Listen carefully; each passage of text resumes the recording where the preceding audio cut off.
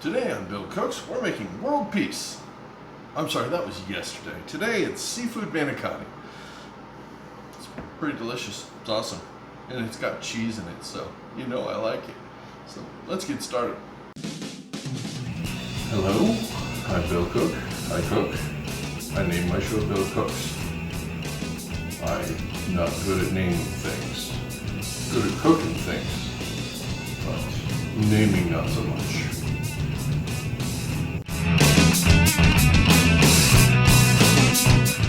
Seafood manicotti. It's delicious, and I'll show you how to make that right now. So I've got a bunch of shrimp here. It's 21-25 shrimp. You can use salad shrimp, the frozen stuff, the little pre-cooked stuff, whatever.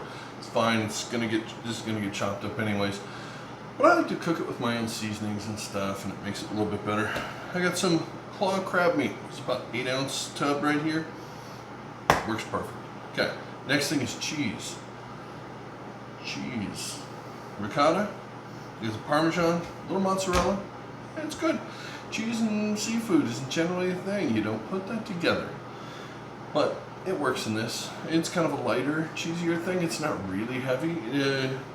Don't melt cheddar all over shrimp. That's disgusting. Don't do that. Nacho cheese and shrimp? Bad. Ricotta cheese and shrimp? Good. So it depends on the cheese, I guess. Alright, so I have some Creole seasoning here. I got a tablespoon of butter, a little bit of garlic. We're going to cook the shrimp up real quick. I've already got the manicotti shells already in here boiling. They don't take very long. You're not trying to cook the hell out of them. All you're trying to do is get them al dente so that you can squish them around a little bit. They'll finish cooking in there to some extent, so you don't want to go all the way fully cooked. You just want to get them to where they start moving around, and you'll know. I'll show you in a minute. But anyways, we just need to get this cooking right here, right now. So we're going to take a little bit of this, put a little bit on. And you like to use the exact measurement technique of just kind of shaking on there. All right. As you see, I have ice bath under this, and I have cellophane on top of it. That's so the shrimp doesn't mix with the water. Genius. All right, so let's get our garlic started here. Get this going real fast. This is just basically flavoring the shrimp. This isn't really part of the dish, so we're not going to be fancy with it. Okay, get our parchments off of there. Yeah.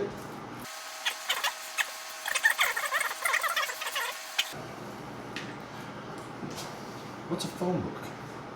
Never heard of it. They don't have those anymore. So it's just quick rub chop.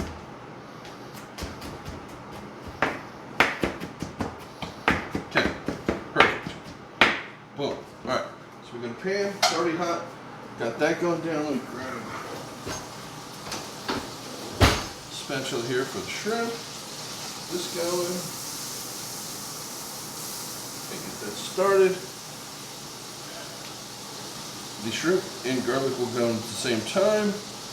That'll be delicious, and I will move the camera around so you can see that happen. I guess it's exciting. You can fast forward if you don't want to watch that part. Doesn't really matter, it's just shrimp cooking. You don't have smell-o-vision, so there you go. All right. And this thing is just the block of aluminum I use as a camera mount. Pay no attention to that. Let's put our shrimp in the pan. All right. So you pick up your piece of saran wrap there, makes it super easy to put that in. Now we're going to put a little bit more Creole seasoning on this, get the parts on the bottom that didn't get fully seasoned. You can see your butter's going crazy there. Everything's pretty much smelling amazing right now. I wish you could smell that, but maybe someday. Anyways, you're just going to move your shrimp around, flatten it out, get your garlic in the pan, start cooking this up until your shrimp is done. It's just basically cooking shrimp. You wait till it's, nice and pink and firm, and then you're finished. That's about that. Nothing too terribly exciting there. So the shrimp's just going to cook away like this for a few minutes. Try and get it flat against the pan, obviously. The most contact, you're going to cook it faster. But yeah, just cook shrimp like you'd cook shrimp. There you go. That's looking about perfect. It only takes a couple of minutes, and you get to this point, and it's pretty lovely. The smell is amazing. Just make sure you don't have anything else in there that you didn't miss anything. Nope, looks pretty good. Scrape the old spatula there. And now this is the part that I love. I always love using one pan for everything, so why not throw my crab in here as well? So I'll just grab that real fast. And boom, there you go. Crab meat's going in. Now this is going to pick up all the flavors of the shrimp as well. So it's kind of nice. It's got that Creole seasoning in there. So just break this up. Try not to smash it too much. It's already pretty flaky, so you got a couple of big pieces, but most of it's just kind of the lumpy, flaky crab meat. There you go. And you can see it's already picking up a little bit of color. Looking pretty awesome. You know, you don't have to put it in there if you didn't want to. I mean, if you're allergic to flavor, then feel free not to do that. I don't care. But mine, I like flavor, so I'm going to put it in there. Plus, this is all going to get chopped up, so you don't have to sort it out later. When we put it on a cutting board, we're just going to chop up all the shrimp and all that. You have to get it fairly small so that it fits inside the manicotti shells. That's kind of the only real trick to making that work. But yeah, that's looking perfect, and I think we are about done with that right there. Okay, so now we're going to transfer this onto a cutting board. Probably best not to use a wooden cutting board for this, just because this is pretty seafoody, and it's wood can kind of soak up a bit of the aroma, the flavor, shall we say, and then everything's going to taste like shrimp and crab for a while, or at least smell like it. So it's on the board here. I got a knife. Kind of just go at it. You're just chopping it into medium, small size pieces. You want to know when you get a piece of shrimp, but you don't want to take over the entire thing. Plus, you'll never get it in the manicotti shells. So just kind of rough chop this up a little bit. You're probably cutting each shrimp into 3-4 pieces, something like that. That's about it. And just keep going around until you get it where you like it.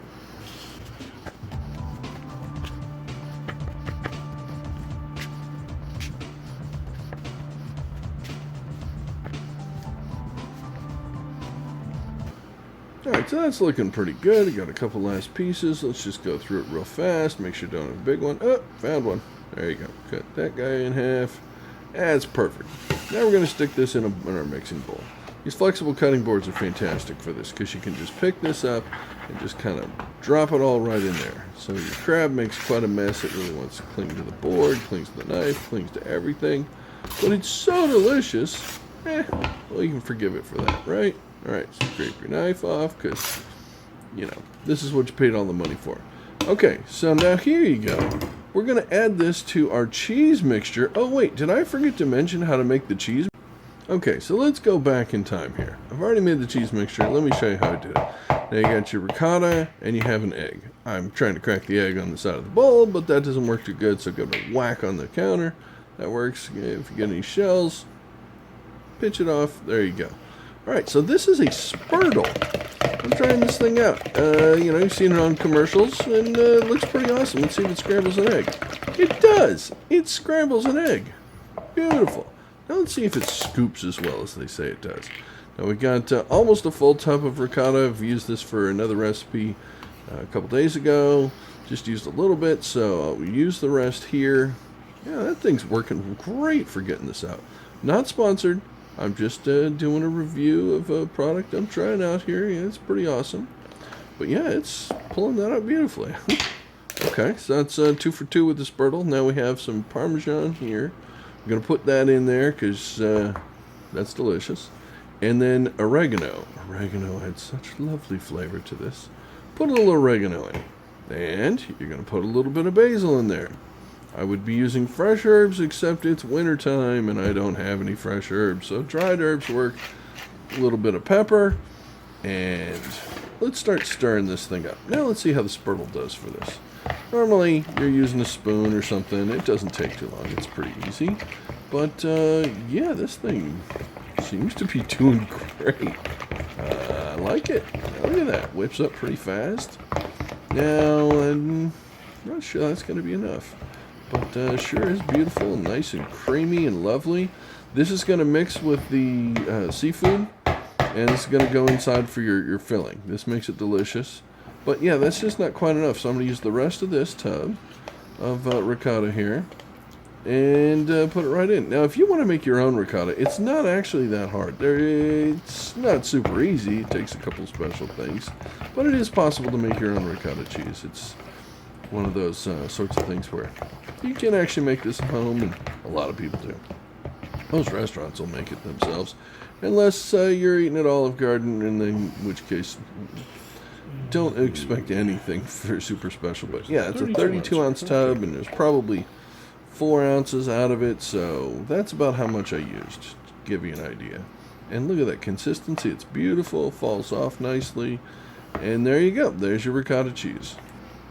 Now let's get back to putting this in with our seafood, our shrimp and crab mixture. So we're going to use our spurtle once again, test it out, see how it is for scooping to get this out of this bowl. It says it's super duper spurtly, so let's spurtle it up a little bit here. Not too bad, it's doing pretty good.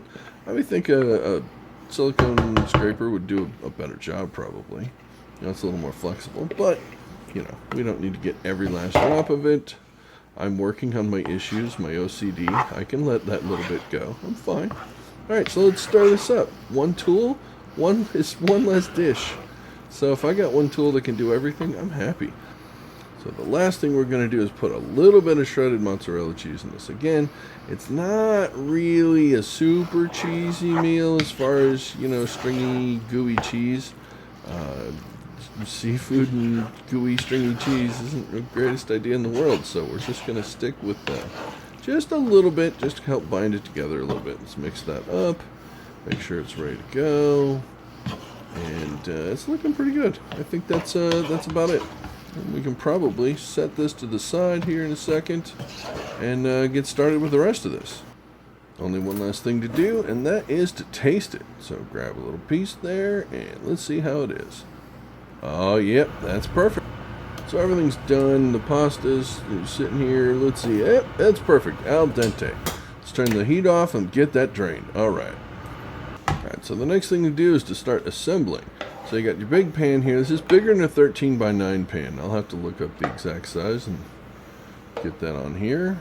But that is a spurtle. Getting my 4 cheese sauce out. I'm not going to show you how to make the 4 cheese sauce because it's kind of a bigger thing. It's going to be its own video on how to do that. But basically, you can look up 4 cheese sauces and see what that is. It's, you know, Fontina and Gruyere and provolone and Parmesan or Romano. It's delicious. So just put a little smear there. So we have the Manicotti, which is cooled down a little bit, and they're nice and soft and pliable. Now you take a small spoon and start trying to shove that stuff inside there. So easy. Piece of cake, super easy. Easiest thing in the world. Don't know why this has a reputation for being hard. No, super easy. Just keep shoving it in there. We're going to do this a dozen times, so piece of cake, right? Yeah. Well, I'm doing this one the hard way just to show you how much this sucks. And I'm going to show you my secret, because shortcuts are always the best kind of cuts, aren't they? That's what I think. Anyways, this is the hard way. You got to just keep shoving it in. It pushes down the end until you feel it on the other end and it starts filling up. But it never fully gets all the way there. You just got to make sure you don't have any voids inside and keep pushing. If we had to do 12 like this, it would suck. And look, the end never got enough, so now you come back to the other side and give it a little bit there. And that's about it. And maybe a smidge more. Yes, that's awfully finicky. And no thank you. I don't prefer that. Here's a better way. So, half of these things split anyways. So, why don't you take it and just split it open to start with? So much easier. If you're not doing it this way, you really are going to hate yourself the first time you do this. Because look at that. You just throw it right in, fold it right up, kind of squish it around a little bit, set it seam side down. Boom. It's not the prettiest thing in the world, but once it's all covered in sauce and cheese and everything else, no one's going to notice. Look at that. I can't tell the difference looking at it. So this one has a little tear in it. Boop. tear that one open, and there you go. Now just throw your mixture in, and make sure you fill them up real good, because nobody wants an empty manicotti. Unless, it's like a joke gift and joke dinner thing, and see who gets the empty one. That would be pretty funny. I don't know what kind of games you like to play with your family and friends, but just remember to not invite me over to dinner on joke manicotti night, because that doesn't sound that funny to me. So just keep stuffing them. Anything comes out the end, just there you go. That one was already split on its own. See, perfect. You were going to be doing it that way anyways. So this is just so much easier, and we'll just speed this up is because it's pretty repetitive. It's going to take a couple minutes, but at least this is a lot faster than the other way.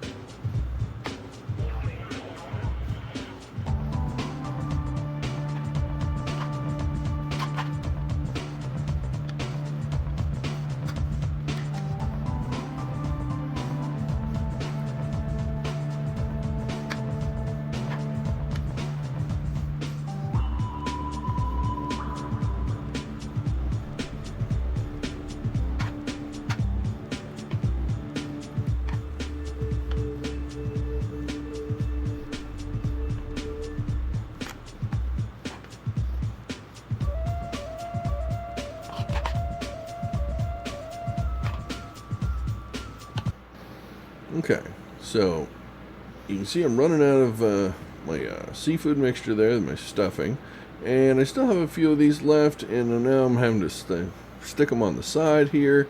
It's fine. Everything's going to taste great when it goes on the plate, so it doesn't really matter where you got to put them or what you got to do, but at some point you will run out of your filling mixture. Usually, if you time this right and you measure out right and you figure it out, you're going to get pretty close. I have never used every single manicotti shell. I don't know how you could ever take 2 trays. It'd be a hell of a thing if you managed to do that. If you can do that, I'd love to see it, because there's, 14 of them or something like that, I think, in this box. That's a lot. I'm going to get 12 if I'm lucky. Plus, that's about all the room I have in this pan, so that seems like it's going to work out pretty well. So let's see. I can get 2 more in here. Get a little bit more on that guy. It was a little gypped on that end. You can't really see all the stuff. There's still a pretty good amount still in that bowl, but it's just on the lip where you can't see it on that side. So keep filling, keep stuffing, and you'll be done pretty quick here.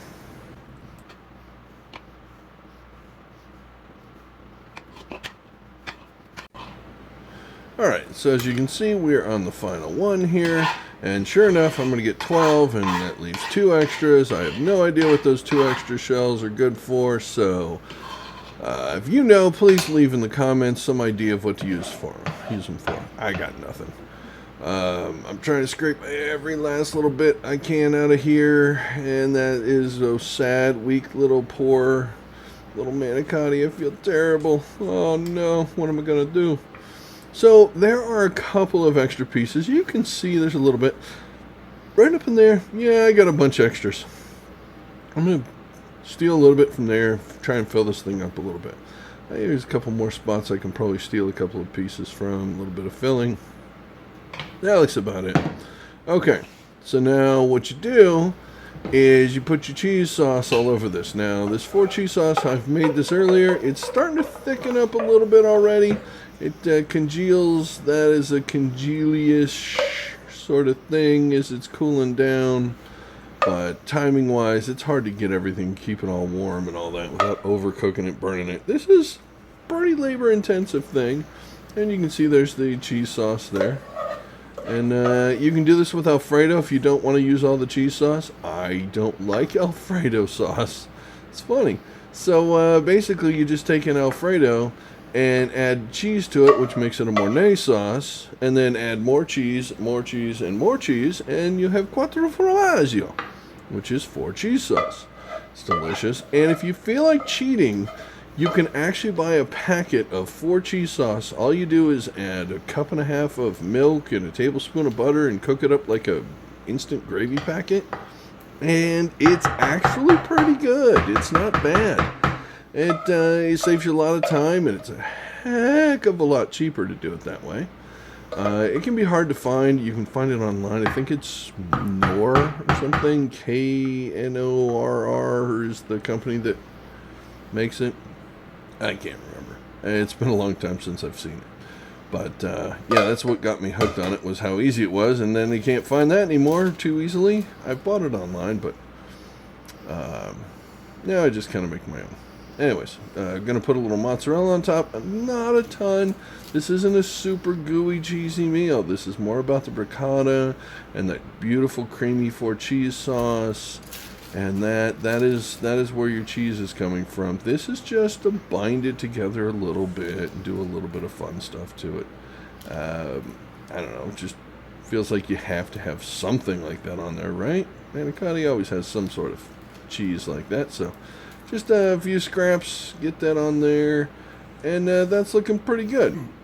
Okay, so the last thing I like to do is sprinkle a little bit of oregano over the top of it.